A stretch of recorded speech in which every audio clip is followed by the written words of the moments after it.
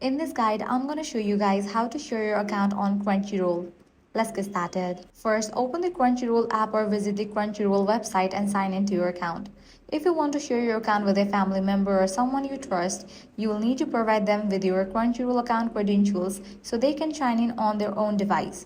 Keep in mind that everyone using the account will have access to the same watch history, watch list, recommendations, and account settings.